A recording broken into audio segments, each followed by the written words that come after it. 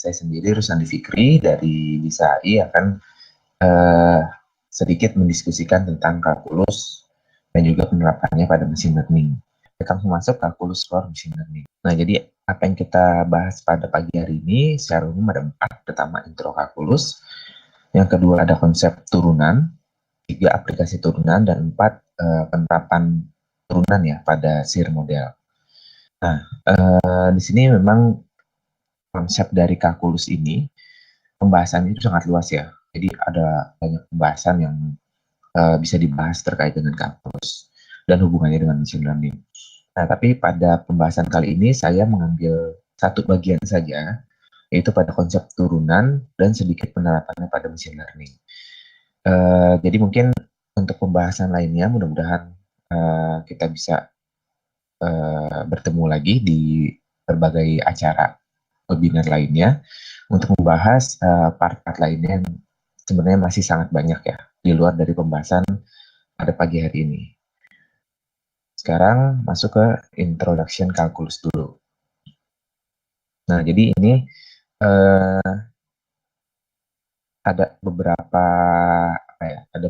argumen yang saya kutip tentang kalkulus. You need to know some basic calculus in order to understand how function of atau yang disebut juga dengan derivatif, and calculate the total amount of quantity that accumulates over the periods, atau disebut juga dengan integrals.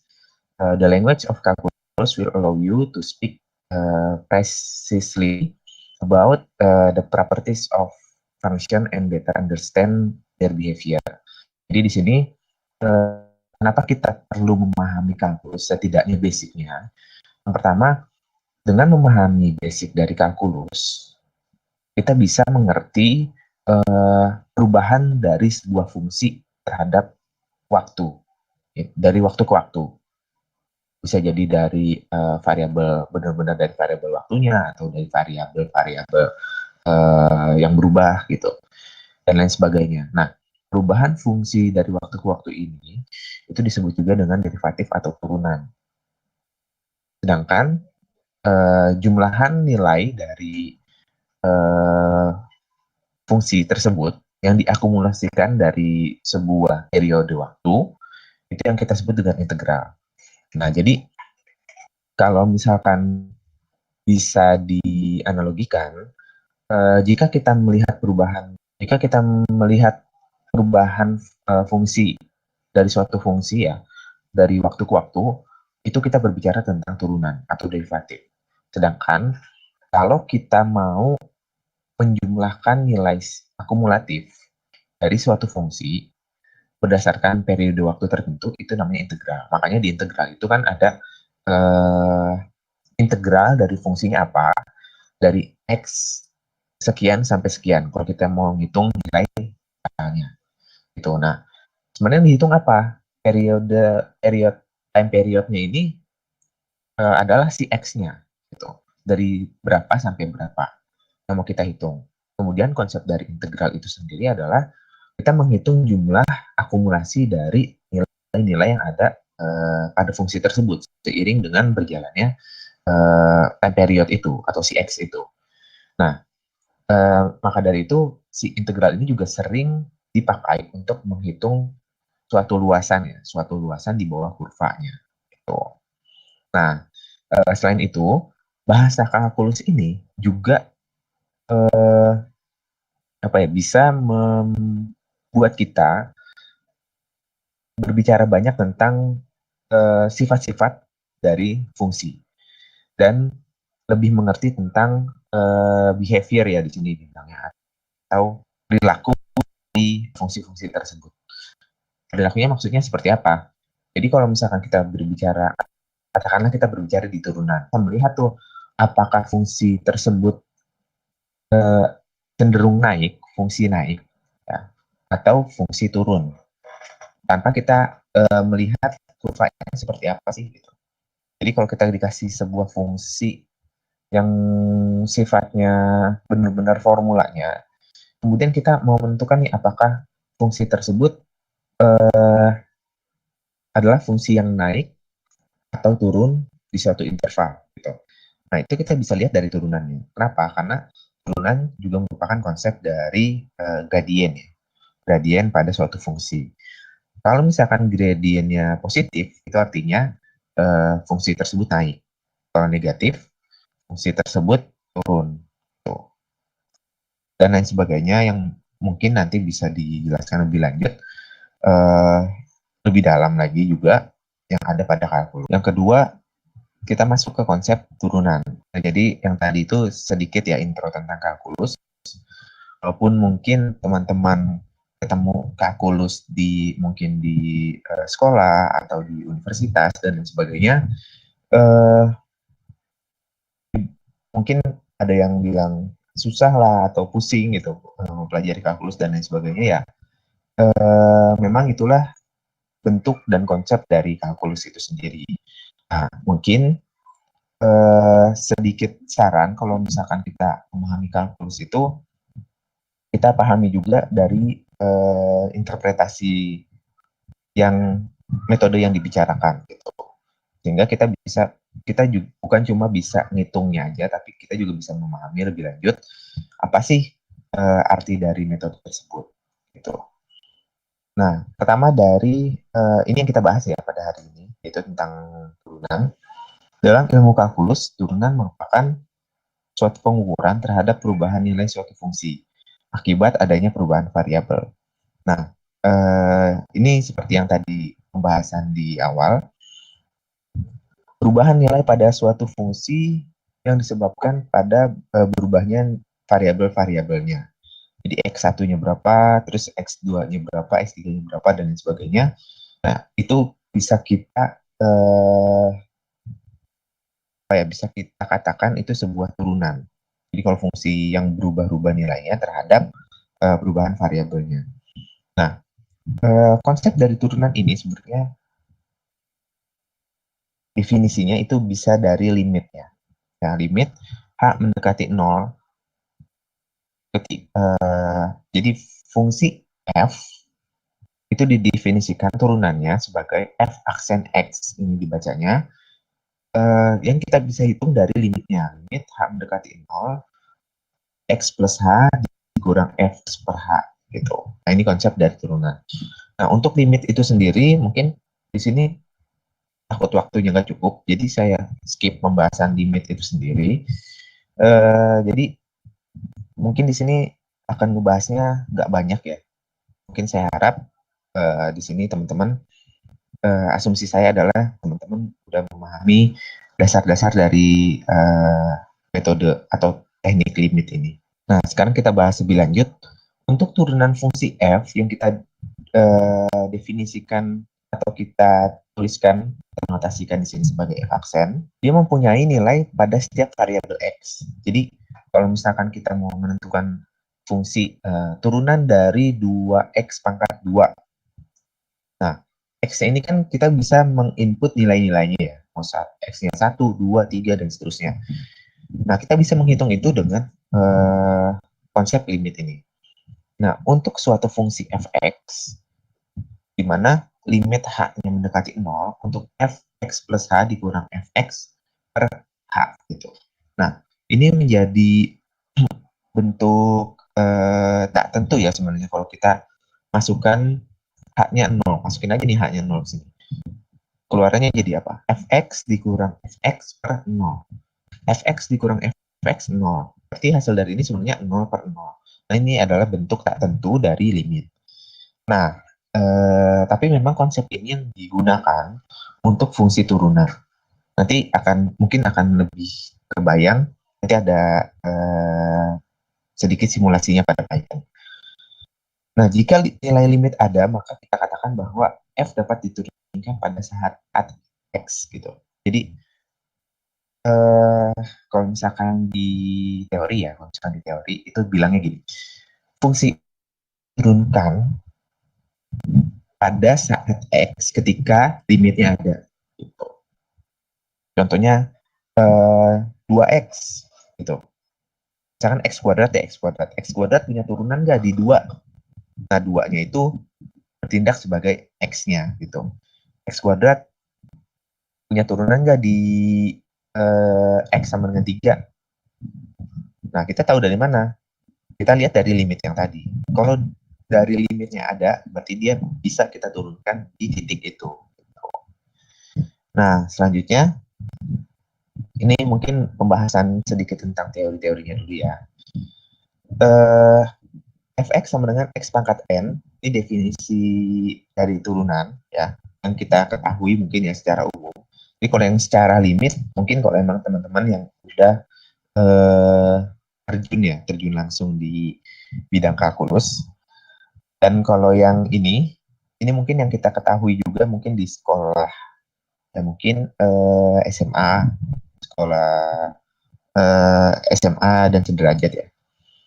Untuk fx sama dengan x pangkat n, di mana n adalah bilangan bulat positif, maka turunannya adalah n-nya turun ke depan, jadi n dikali x pangkat n dikurang 1. Gitu.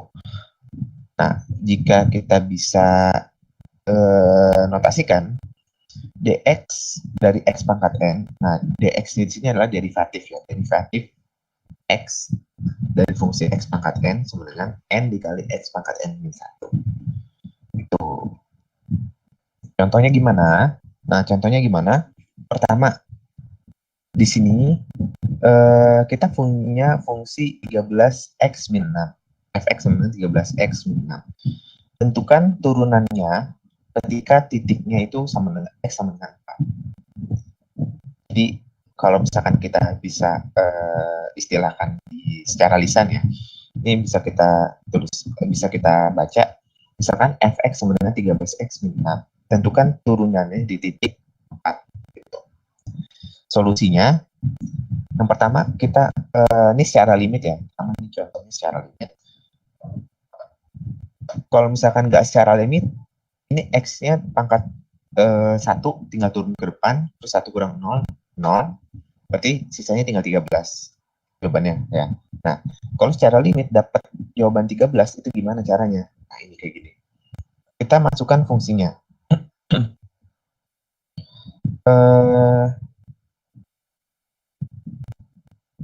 Untuk turunan fungsi di titik 4 itu kan artinya kayak gini. 13 ditambah 4 plus 13 plus H dikurang 6. Nah, masukkan rumusnya, terus dijalanin. Terus kita dapat nih 13H per H dari perkalian ini. Gitu. Ini 13 kali 4, 52 ditambah 13H dikurang 6, dikurang 52 lagi, ditambah 6, nah itu jadi 0 semua kan, min 6 ditambah 6, 0. 52 dikurang 52, 0. Terus sisanya tinggal 13H. Makanya kalau misalkan teman-teman mau coba hitung, di sini hasilnya 13H, terus bawahnya per H. Nah, H-nya coret, jadi limit 13 dari H mendekati 0, nah ini kan nggak ada variabel H-nya. Udah, makanya jawabannya langsung 13 gitu. Nah, mungkin boleh dicoba juga untuk fungsi-fungsi lainnya.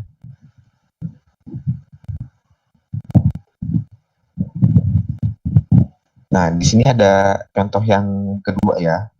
Contoh yang kedua, ini fungsinya udah pangkatnya lebih dari 1. Kita punya fx sama dengan x pangkat 3 plus 7x. Tentukan turunan dari si fx ini. Nah, ini nggak ada angkanya ya. Turunan, kalau tadi kan ada turunan di titik x sama dengan 4 gitu. Nah, ini nggak ada. Nah, gimana caranya pakai limit? Yang pertama, kita masukkan aja fungsinya ke sini. Kalau misalkan fx sama dengan x pangkat 3 plus 7 kali x. Nah, ini variabelnya x semua. Kalau di sini variabelnya saya ganti a, fa sama dengan a pangkat 3 ditambah 7a. Kalau saya ganti u, fu sama dengan u pangkat 3 ditambah 7 dikali u. Nah, kalau saya ganti x plus h, berarti fx plus h. Nah, ini berarti ganti juga nih. X plus h pangkat 3 ditambah 7 dalam kurung x plus h. Gitu. Makanya ini bisa berubahnya kayak gini. Karena variabelnya berubah. Nah, dikurang fx. Nah, fx tetap nih. Nah, ini dihitung aja nih. X plus H pangkat 3 itu gimana bentuknya. Tuh, nah ini bentuknya kalau misalkan dihitung jadi kayak gini. Nah, terus oh ini udah dikurang. Jadi ini dihitung dulu, terus ini juga dihitung 7 dikali X, 7 dikali H. Kalau udah dihitung, dikurangin sama ini. X pangkat 3-nya habis tuh. Makanya di sini nggak ada X pangkat 3. Jadi 3X pangkat 2H, kemudian ini. Nah, di sini punya variabel H. Maka bisa kita bagi. H-nya dicoret. Nah, terus hasilnya kayak gini. Nah, kalau udah kayak gini, kita masukin H-nya. Yang pertama ini 3X pangkat 2 nggak ada H-nya. Nah, yang kedua ini ada H-nya masukin. 0 dikali 3X, 0. 0 kuadrat, 0. Ditambah 7. Berarti hasilnya 3X kuadrat plus 7. Nah, itu hasil dari turunan fx. Nah, itu beberapa contoh untuk menghitung turunan suatu fungsi dan turunan suatu fungsi di titik tertentu. Jadi ya mudah-mudahan bisa sedikit memperjelas ya konsep dari turunan dan juga cara menghitungnya. Tapi ini masih manual. Yang nantinya mungkin nggak perlu kaget juga ya untuk teman-teman kalau misalkan kita kalau menggunakan Python dan penerapannya pada machine learning, pada AI itu udah semuanya udah komputer semua yang hitung. Gitu. Jadi nggak perlu perhitungan-perhitungan mendasar kayak tadi ya, yang manual gitu. Nah, selanjutnya konsep dari turunan ini ada yang namanya turunan parsial dan gradien. Nah, di sini nih pada bagian yang ini, pada slide ini kita akan membahas tentang turunan parsial, di mana turunan parsial ini kita menurunkan suatu fungsi ya, tapi parsial. Parsial ini artinya sebagian. Sebagiannya dalam arti apa? Sebagiannya di sini kita mempunyai variabel ya, yang belum tentu variabelnya itu cuma satu jenis. Di sini ada lebih dari satu. Jadi ada X1, X2, bisa jadi ada X3, X4, dan seterusnya. Nah, kalau kayak gitu, kita bisa menurunkannya secara parsial. Misalnya, fungsi F ini kita turunkan secara parsial terhadap X1. Berarti yang kita turunkan itu adalah si variabel-variabel yang mempunyai X1-nya tuh. Kita turunkan terhadap X1. Terhadap X yang lainnya bisa nggak? Tentu saja bisa juga, gitu. Tergantung variabel apa aja yang ada di dalam fungsi kita.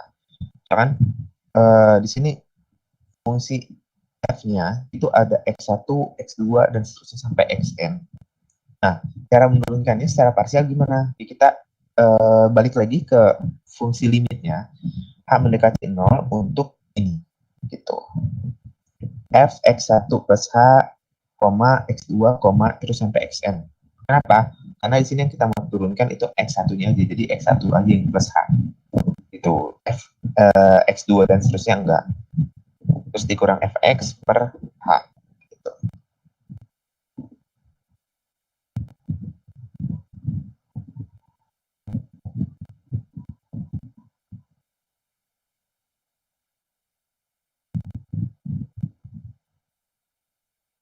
Nah, selanjutnya, ini sedikit contoh ya dari turunan parsial dengan aturan rantai. Kalau kita punya fx, y dari x plus 2y pangkat 3 dipangkatin 2, kita peroleh turunan parsialnya adalah, nah, mungkin di sini nggak terlalu nggak terlalu pusing-pusing dengan hitungan ini. Yang penting di sini saya ingin di awal ini saya ingin mengenalkan notasi dan juga konsep ya dari turunan ini. Dan di sini kita membicarakan tentang turunan parsial, di mana kalau tadi kan turunan yang satu variabel aja namanya dx gitu kan, dx dari fungsi fx itu apa. Nah, kalau di sini ada yang namanya do, yang bentuknya kayak d ini, cuma agak melengkung, namanya do fx, y per do x. Nah, do di sini menandakan dia turunan parsial terhadap apa? Terhadap ini, kita lihat bawahnya, yang bawahnya aja derivatifnya mau ke variabel apa. Jadi di sini bisa ke x, bisa ke y, karena pada fungsi ini ada x dan y variabelnya. Nah, kalau kita turunkan terhadap x, berarti yang kita turunkan itu adalah si fungsi X-nya aja gitu. Yang Y-nya enggak, karena kita turunkannya terhadap X-nya aja. Maka di sini hasilnya adalah 2 dalam kurung X plus 2Y pangkat 3. Gitu. Jadi kan harusnya kalau kita kuadratkan, ini X-nya jadi X kuadrat ya.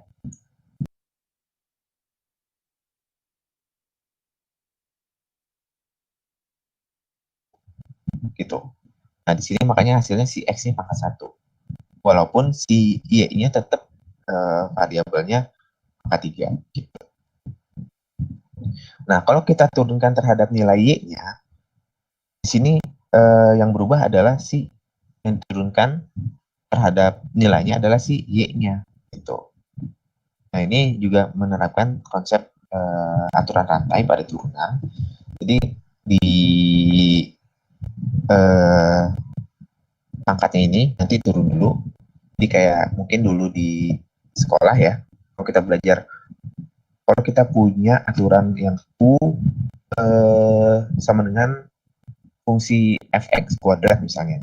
Nah, turunan dari U adalah 2 dikali fx dikali turunan dari fx-nya.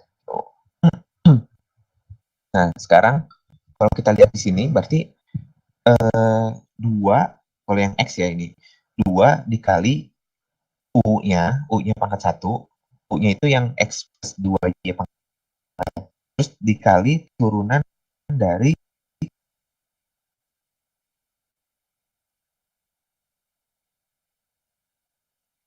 si terhadap X. Oh, di U-nya ini, turunkan terhadap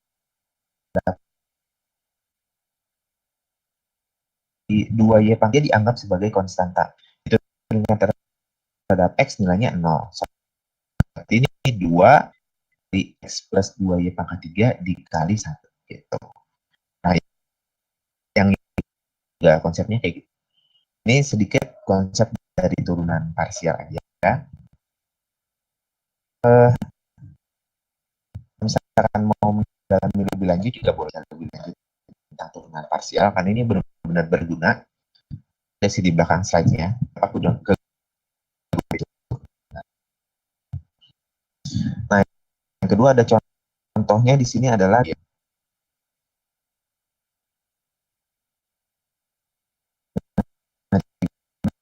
gradien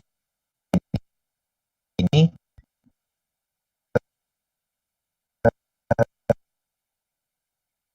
tes.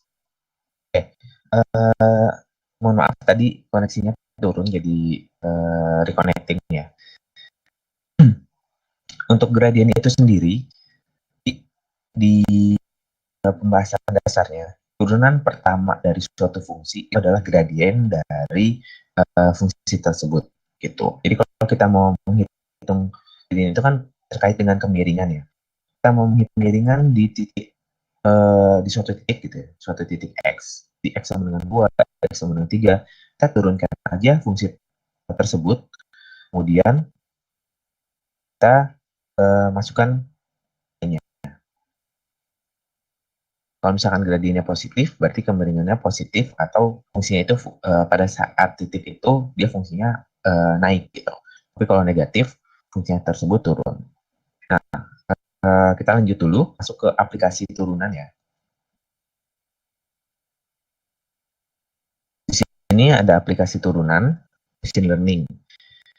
Nah, di sini ada beberapa aplikasian turunan machine learning, walaupun nanti kalau misalkan kita pakai framework yang ada sekarang di Python, Flow, Torch, dan lain sebagainya, apalagi yang udah masuk ke deep learning, kalkulus yang benar-benar itu nggak kelihatan sebenarnya, nggak terlalu kelihatan di situ, tapi di dalamnya itu perhitungannya pakai konsep kalkulus sebenarnya. Nah, beberapa pertama adalah menggunakan keturunan untuk masalah algoritma optimisasi gradient descent, itu kan apakah bobot yang ada tambah atau dikurangi dalam memaksimalkan atau meminimalkan suatu fungsi objektif. Jadi di sini apalagi mungkin teman-teman yang sudah masuk dan relate ke data ya. Misalkan di teman-teman yang mengolah data dengan menggunakan konsep machine learning ataupun deep learning, pasti menemui juga yang namanya konsep gradient descent. Di mana gradient descent ini adalah algoritma yang bisa kita gunakan untuk fungsi optimisasi dari kasus ya. Jadi kita mau mengoptimasi nilai yang ada dari fungsi objektifnya gitu. Entah mengoptimalkan itu dalam artian mau memaksimumkan atau meminimumkan nilainya. Nah, di sini di gradient descent ini seperti yang tadi sudah dijelaskan di teorinya ya, di sedikit teorinya di sebelumnya, di gradient descent ini kan memiliki yang namanya weight atau bobot. Nah, konsep turunan yang tadi saya bilang, turunan itu adalah gradient fungsi tersebut ya. Turunan pertama itu gradient. Nah, kita pakai konsep turunan di mana nilai turunan itu bisa melihat apakah fungsi tersebut akan naik, akan turun di titik-titik yang ada pada kurva ini. Yang diadopsi oleh si gradient descent ini untuk menambah atau mengurangi bobot dari si fungsinya ini, fungsi W ini. Jadi kalau misalkan kita mau tuju meminimumkan fungsi yang ada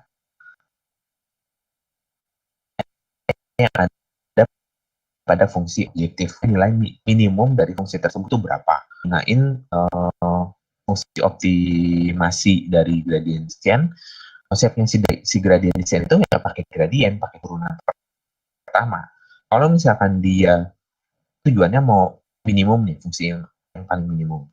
Kalau misalkan dia hitung turunannya itu masih nilainya masih minus gitu kan, dia akan lain bobotnya gitu. Jadi kalau di sini bisa dilihat si turunan pertama itu kan juga punya nilai. Kalau dia semakin minus dan minusnya semakin besar nilainya, berarti dia turunan kurvanya ini turunnya masih curam, kemudian semakin dia landai itu semakin menuju ke nol. Nah, semakin menuju ke nol, nanti bobotnya itu akan semakin dikecilin sama gradient descent intinya. Kenapa? Karena kita mau menemukan fungsi yang paling optimum, yang paling kecil di sini ya. Di sini kan yang mau dicari adalah yang paling kecil, itu yang tengah sini.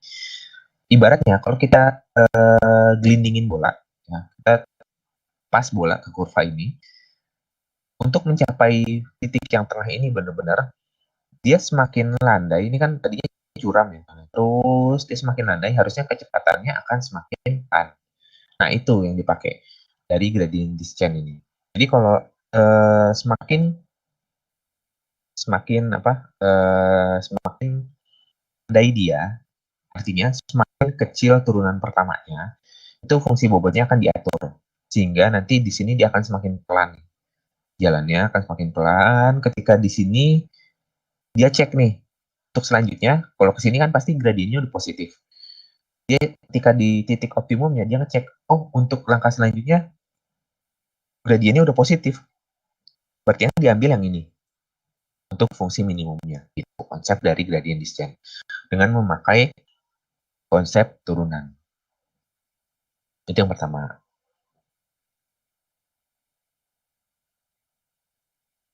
Yang kedua, di sini lagi ya di sini menurunkan fungsi error terhadap ini adalah neural network ya. Konsep dari neural network, dimana di sini ada sebuah perseptron, di mana neural network ini adalah cikal bakal dari ini. Nah, secara umum konsep neural network ini adalah dikali bobotnya. Untuk mencapai output yang diinginkan, kita harus set up nih bobotnya. Bobot yang di assign atau yang dihitung tuh berapa agar sesuai dengan output yang diinginkan. Kalau misalkan belum sesuai, kita harus update bobot ini untuk menghitung agar menjadi nilai yang sesuai. Gimana caranya? Kita update dengan menggunakan fungsi turunan ini. kita turunkan fungsi errornya terhadap bobotnya. Error Y asli dikurang Y prediksi, itu kan ada errornya ya. Error itu yang kita turunkan terhadap bobotnya di sini. Kalau kita jabarkan do E per do Y, kenapa do Y? Karena kita turunkan ke Y-nya ini. Do B. B-nya apa? B-nya ini. X A dikali bobot ditambah bias. Gitu. Sehingga kalau misalkan di sini ini salah satu apa ya, kayak jika backpropagation, mana backpropagation itu kan menurunkan fungsi error untuk mendapatkan nilai W yang baru di update bobot ini. Gitu. Nah, secara sederhana jalannya kayak gini. Jadi dari error yang ada di output ini, dari Y, kita turunkan ke belakang, ke nilai B-nya ini. Nilai B-nya itu dari sini nih, A dikali bobot ditambah biasnya. Gitu.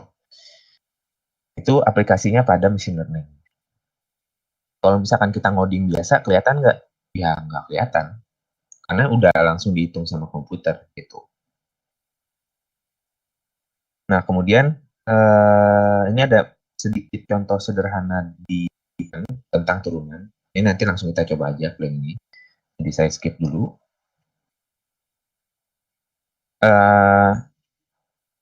Penerapan lanjutan di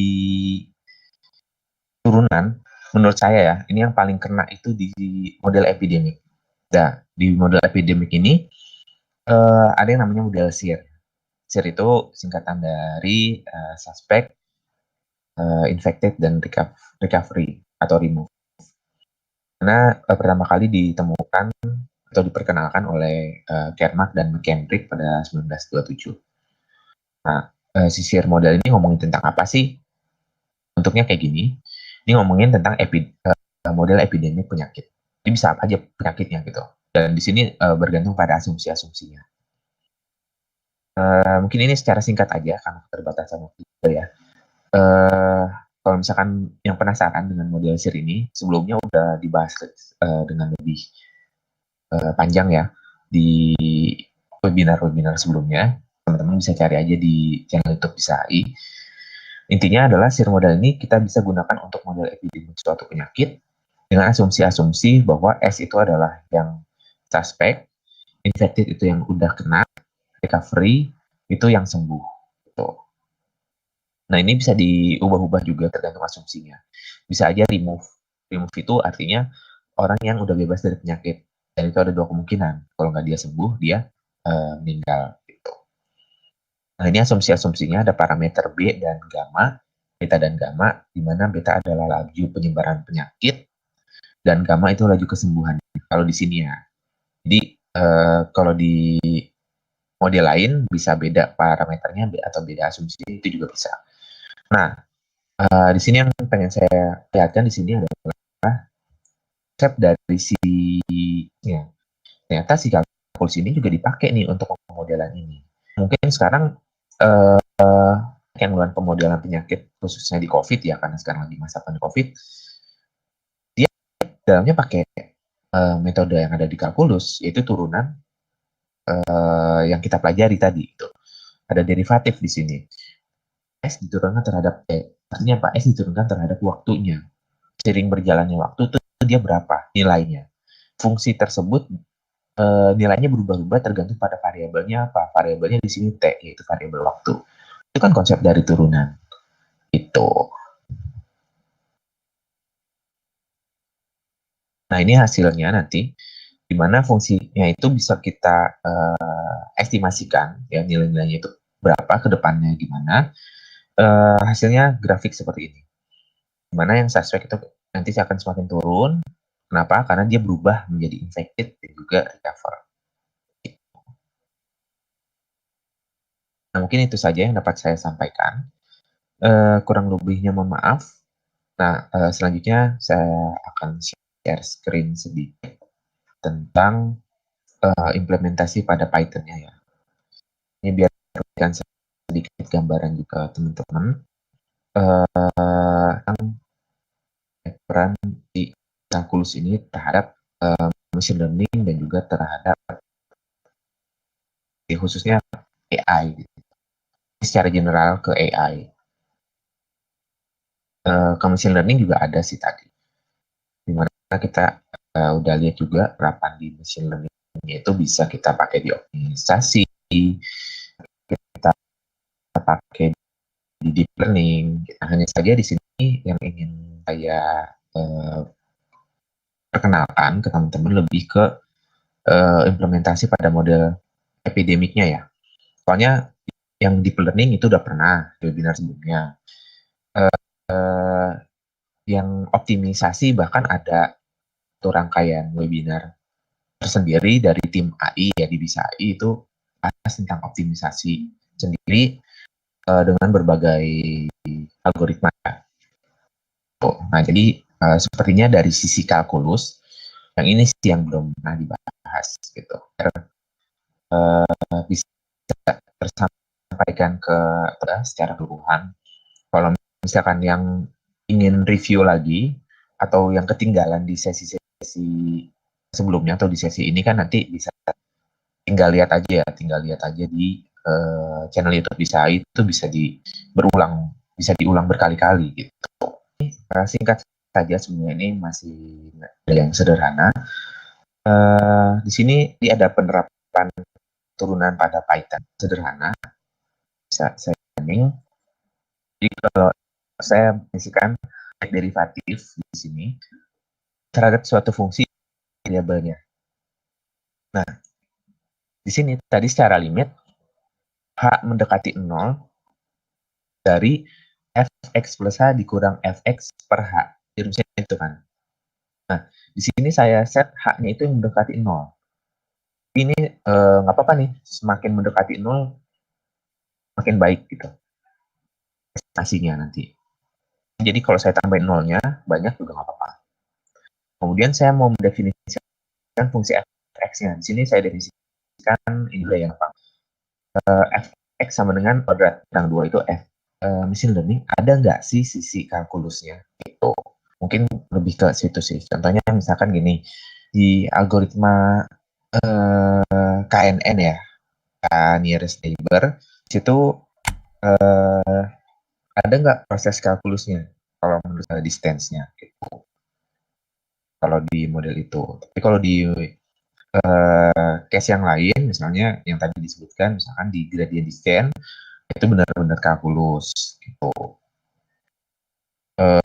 Aljabar linearnya ada nggak? Aljabar linearnya ya mungkin ada, cuma nggak banyak ya. Mungkin hanya terkait pada matriks, vektor, dan operasi-operasinya gitu kali. Itu, jadi mudah-mudahan menjawab. Di sini sudah terlihat. Nah, mungkin ini sedikit aja. Jadi kalau misalkan di sini saya set H-nya mendekati 0, di sini ada fungsi derivatif dengan limit. Nah, di sini saya set H-nya mendekati 0, terus saya masukin rumus yang tadi. Fx plus H dikurang X dibagi H, gitu. Nah, di sini saya set fungsinya X kuadrat. Per X kuadrat turunannya apa? Per X kan. Makanya di sini saya ingin membandingkan si X kuadrat, limit X kuadrat dengan ini, dengan limit, turunan X kuadrat dengan limit, dan turunan X kuadrat dengan turunan sebenarnya, yang aktual ini. Itu. Nah, di sini estimasinya, yang estimasi itu yang dari limit 6,0001 sekian. Nah, yang aktualnya 6 gitu. Nah, jadi di sini kalau semakin kita set H-nya mendekati 0 lagi, lebih mendekati 0, lebih kecilin lagi mendekati 0, itu estimasinya akan semakin presisi itu. Gitu. Itu konsep dari limit mendekati 0. Nah, untuk shear model sendiri, jadi ini teorinya udah ya tadi ya. Nah, saya menggunakan library SciPy untuk untuk menurunkan fungsi yang ini. Itu saya buat fungsinya seperti yang ada di bagian tadi, beta dikali S dikali I per N itu total populasinya. Ini bisa kita setup nih kalau misalkan teman-teman punya suatu data penyakit ya yang sebenarnya. Yang total populasinya ada berapa, yang sakit berapa, yang sembuh berapa, laju kesembuhannya berapa, terus laju penyebaran penyakitnya berapa.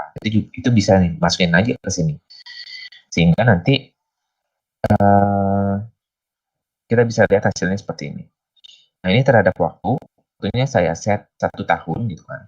Nah, ternyata dari uh, kasus yang saya coba-coba ini, itu dia nilainya di hari ke-50-an, berarti di masuk bulan ketiga, dia baru akan naik sampai mencapai puncaknya itu sekitar bulan ke-4 ya, ketiga sampai 4 ya, ketiga sampai ke-4 itu di puncaknya, terus berangsur-angsur sampai akhir tahun dia akan hilang infeksinya gitu.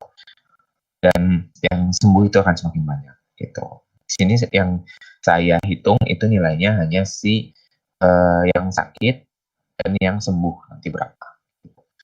Kalau misalkan mau masukin variabel lain atau kompartemen lain di sini bahasanya, misalnya kayak berapa yang meninggal, berapa korban meninggalnya, kemudian berapa korban apa ya, dan lain-lain gitu, yang kasus aktif dan lain-lain itu juga bisa, asal sesuai dengan asumsi yang dibuat. Nah, di sini yang kedua, kalau misalkan di sini saya simulasikan adanya laju perlambatan adanya perlambatan laju penyebaran penyakitnya. Kalau di kasus sekarang mungkin bisa dibilang kayak PSBB atau lockdown gitu ya. Nah, kalau disimulasikan ini bisa menekan laju penyebaran penyakitnya di sini. Kan sampai tinggi ya ininya, lebih tinggi. Puncaknya itu lebih tinggi dan ada di 50-an. Ini bisa digeser, artinya apa? Berarti kita bisa lebih menekan laju penyakit biar lama gitu. Biar lama lajunya bisa sampai ke bulan ke-4 sampai 5 gitu. Di sini. Bulan ke-4 lebih. Tadi kan bulan ketiga dan ke-4 udah mulai naik. Di sini bisa kita tekan dia naiknya bulan ke-4 dan ke-5 dan naiknya lebih landai, nggak setinggi yang sebelumnya. Itu dari laju itu dari kasus-kasus khusus ya. Kalau di sini namanya row. Nah, row-nya di sini bisa kita setup. Jadi ini bisa dimain-mainin sih parameternya. Row-nya saya setup 0,5. Artinya apa? Aktivitas penyebaran penyakit, kalau misalkan di COVID ini kan dari bersentuhan ya. Nah, aktivitas sentuhan dan interaksi antar suspek atau antar orang-orang itu saya kurangi 50% ya, atau setengahnya. Nah, dengan asumsi itu bisa menghambat laju penyakit setengahnya. Nah, kalau asumsi tersebut terpenuhi, maka simulasinya terjadi yang seperti ini. Gitu. Dia akan lebih bisa menekan laju penyebaran penyakit atau infected-nya. Itu aja sih paling yang bisa saya sampaikan.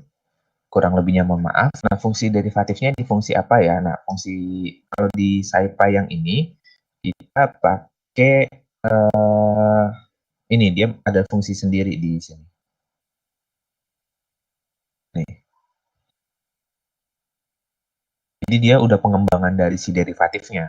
Kalau fungsi derivatif yang kita buat sendiri, persamaannya itu yang ini. ds per dt. Ini sebenarnya ds per dt. Cuma kan kalau di Python nggak mungkin kita nulis ds per dt. Eh, jadi dibilang di sini dsdt aja, gitu, nama variabelnya. Untuk fungsi turunannya yang kita buat sendiri ini, untuk jalanin turunannya, sebenarnya karena ini udah implementasi lanjutan ya, jadi kan sebenarnya ini fungsi turunannya itu kita bisa mengestimasi nilai hari ini untuk keesokan harinya gitu kan misalnya. Nah, terhadap waktunya. Jadi untuk state yang sekarang bisa diestimasi untuk state selanjutnya. Nah, itu yang dilakukan terus-menerus, diestimasi terus-menerus. Jadi sebenarnya ini bukan turunan yang tadi, bukan murni turunan yang sederhana kayak tadi ya. Ini udah pengembangannya gitu. Tapi semuanya sudah dimasukkan ke sini. Nih, derivatifnya kita masukkan ke sini. Kita masukkan fungsi-fungsi turun, fungsi-fungsi ini. Kalau yang tadi saya bilang, di sini derivatifnya itu ya kalau secara kalkulus nggak begitu kelihatan, apalagi angka-angka perhitungannya gitu. Di sini udah dihitung semua sama komputer. Yang kita definisikan apa? Yang kita definisikan fungsi-fungsi ini. Nah, fungsi kita mempelajari kalkulus, kegunaan kita mempelajari kalkulus itu ini, sehingga kita bisa mempelajari bisa mendefinisikan fungsi-fungsi ini dengan baik. Itu sih, lebih ke arah itu. Jadi kita perlu tahu konsepnya, perlu tahu cara hitungnya, metodenya, cuma nanti pada pengimplementasiannya, karena ini juga datanya banyak atau perhitungannya juga kompleks di dalamnya, itu kita dibantu sama komputer kalau dari teknis perhitungannya gitu.